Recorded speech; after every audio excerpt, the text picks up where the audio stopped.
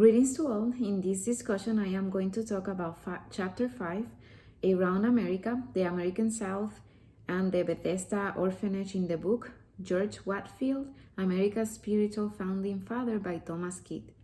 George Whitefield was an eminence both in England and in America.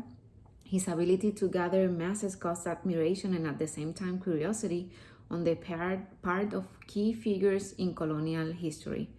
Benjamin Franklin, who besides being his friend, published his writing in the Pennsylvania Gazette, narrated that on one occasion, Whitefield addressed about 30,000 people, according to his calculations. In the book Major Problems in American History, there is a document by Benjamin Franklin which describes one of the most attended open-air sermons, and I quote, "Imagining then a semicircle of which my distance should be my radius, and that it was filled with auditors, to each of whom I allowed 2 square feet, I computed he could be heard by 30,000. In the article, George Whitefield, Life, Context, and Legacy, Christopher Grasso describes him, and I quote, "Innovator, celebrity, phenomenon. He drew tens of thousands of people to his open-air preaching to hear the old message of the new birth in a new way." Whitefield wasn't liked by the clergy in America. For that reason, they did not let him preach in his pulpits. Consequently, he had to preach outdoors. Outdoor preaching gave Whitefield the opportunity to reach more people with his sermons. His tour of America brought him into contact with key places, reaching many people from different denominations who enjoyed Whitefield's sermons.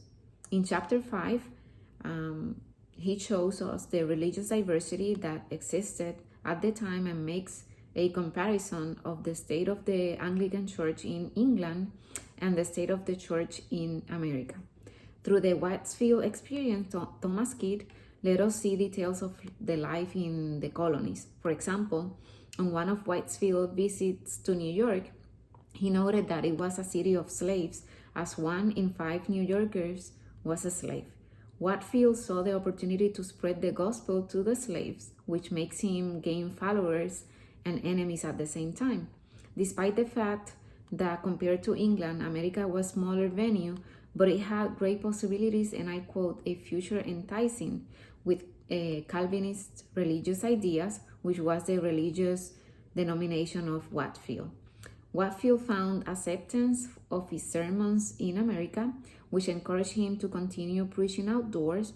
Although many Americans accepted his sermons, many repudiated them, especially the corrupt clergymen whom Whitefield singled out in his sermons and was not afraid to point out on their contradictions head-on.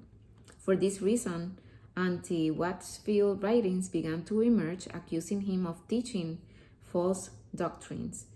On his journey from New York to Georgia, Whitefield found a diversity of people who experienced his conversion sermons, and many were converted after hearing his sermons.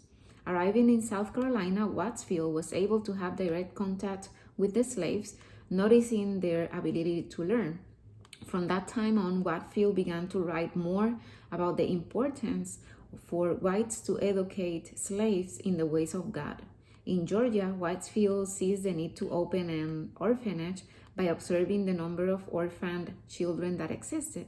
The orphanage brought him clashes with the trustees, who did not see with good eyes that Whitefield took children who lived a stable life to take them to the orphanage. The Bethesda Orphanage was the cause for which Whitefield began a fundraising campaign at his outdoor sermons.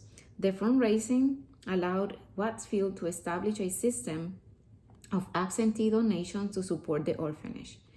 Regarding this, Kristen Beals, in her article Auditing Revival, George Whitefield and Public Accounting in Colonial America, says that, and I quote, "in 1738, he developed a financial strategy that he believed would allow God to guide every decision related to the orphanage.